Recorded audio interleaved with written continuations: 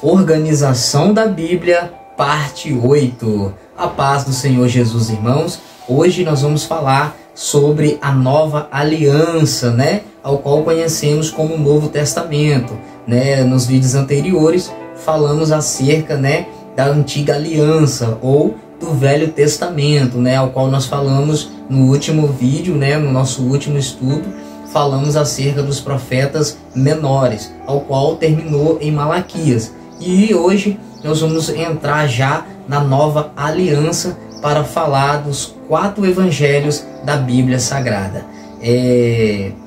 Muitas das vezes, irmãos, nós falamos Velho Testamento, e falamos Novo Testamento, mas isso é uma forma errada de se falar.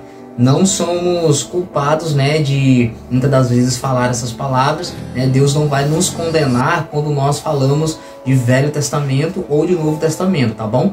Mas a forma correta a partir de hoje, se fala a nova aliança ou a antiga aliança. Por quê?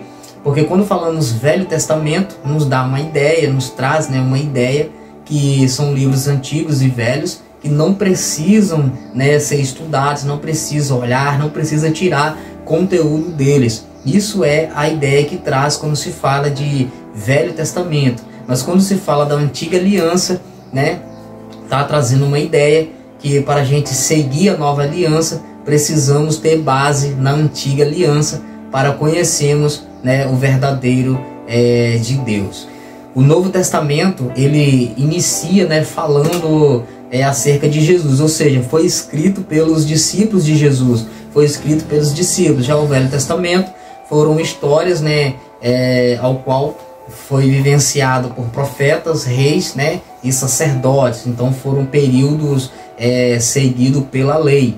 Já a nova aliança, já foram os discípulos de Jesus que começaram a escrever acerca da palavra do Senhor. Eu estou aqui com uma apostila que eu preparei para a gente estar lendo aqui para ficar bem didático o nosso estudo de hoje, tá bom? Os livros da nova aliança foram escritos pelos discípulos de Jesus. Eles queriam que outros ouvissem a respeito da nova vida, que é possível através da morte e ressurreição de Jesus. Veremos agora todos os livros da nova aliança e como são organizados. Ou seja, os discípulos de Jesus aqui, eles anunciaram acerca desse novo nascimento, desse novo concerto diante de Deus, através ali da morte e ressurreição de Jesus. Ou seja, através de Jesus houve então ali a remissão de nossos pecados, e também ali recebemos um dom especial, recebemos o dom de serem chamados de filhos de Deus. Ou seja, deixamos de ser criaturas de Deus e através de Jesus nos tornamos filhos de Deus. Amém? Os 4 evangelhos que nós vamos estudar hoje são eles: o evangelho de Mateus, o evangelho de Marcos, o evangelho de Lucas e também o evangelho de João. São 4 pessoas que narram a história de Jesus. E muitas das vezes, quando nós olhamos esses 4 evangelhos, principalmente os primeiros 3 evangelhos, Marcos, ou melhor dizendo, Mateus, Marcos e Lucas, muitas das vezes encontramos alguns textos que são iguais. Alguns textos que estão no evangelho de Mateus, encontramos ele no evangelho de Marcos, e às vezes no evangelho de Lucas. E às vezes pensamos, por que isso? Por que não foi um evangelho só com essas histórias? Mas uma história como a outra, elas não são tão idênticas, porque cada discípulo desse vivenciou momentos diferentes. Então cada um escreveu o seu ponto de vista em cada momento em que ele viveu. Ou seja, teve uns dos discípulos que ficaram mais tempo com Jesus, outros não. O que podemos entender com isso?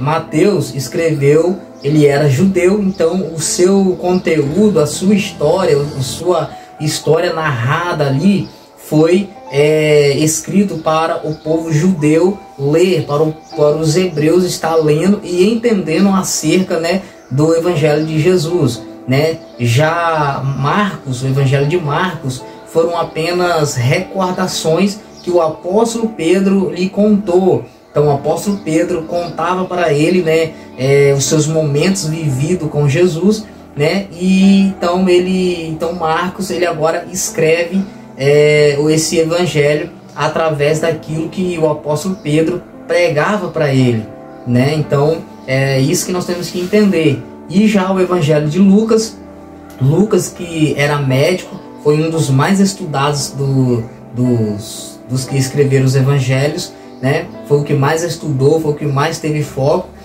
Sabemos que Lucas, ele era grego, né? Então os seus textos, a sua história, a sua narração foram escritas principalmente para os povos gregos, né? Que nós chamamos de os gentios, aquele povo que alguns hebreus falavam que Jesus não vieram para eles. E se for olhar bem, os gentios na história também pode ser nós, nos dias de hoje. Por quê? Porque eles falavam que Jesus ele veio apenas para os judeus. Porém, a palavra de Jesus nos alcançou e hoje nós somos libertos pela graça, né, salvadora de Jesus Cristo. Ou seja, então são 4 pessoas com pensamentos diferentes, né, e que viveu momentos diferentes com Jesus. Só que cada um deles, né, por escrever por pontos que eles entendiam que teriam que ser assim, né, não faz com que um é melhor do que o outro, ou que uma narração não é melhor do que a do outro. Não, todas elas trazem um efeito moral e espiritual para cada um de nós. Afinal, né, Deus ele permitiu que esses livros ficassem na nossa Bíblia Sagrada, para que hoje nós pudéssemos entender acerca, né, da palavra do Senhor. Já o Evangelho de João, né, nós podemos entender que o Evangelho de João ele é bem diferente dos outros. Por quê? Porque João, né, o apóstolo João, ele conviveu há mais tempo com Jesus. Em alguns textos, alguma parte do texto, a Bíblia vai dizer que João, né, era o discípulo que Jesus amava. Por quê? Porque João ele sempre estava do lado de Jesus. Era aquele que colocava o seu rosto no peito de Jesus para sentir mais a presença de Jesus. Era aquele que tinha intimidade com ele. Ou seja, aquele que quer ter intimidade com Deus, ele tem que procurar se chegar a Deus. Então percebe que alguns textos que tem no Evangelho de João não vai ser encontrado em outros evangelhos. Por quê? Porque João, ele sempre estava do lado de Jesus, vivenciando que eu chamo de o sobrenatural de Deus, tá? Se você for tentar entender, você vai encontrar no Evangelho de João Jesus tendo aquele encontro com Nicodemos, que está lá no Evangelho de João, no capítulo 3. Procure aí na sua Bíblia. E também encontramos, né, Jesus e a mulher samaritana, que está no Evangelho de João, no capítulo 4. Também encontramos lá, que não tem em outros evangelhos, Jesus com a mulher adúltera, né, está no capítulo 8, né, e entre outras, né, mais situações poderosas que aconteceu, né, na vida de João e Jesus ali. Tá bom?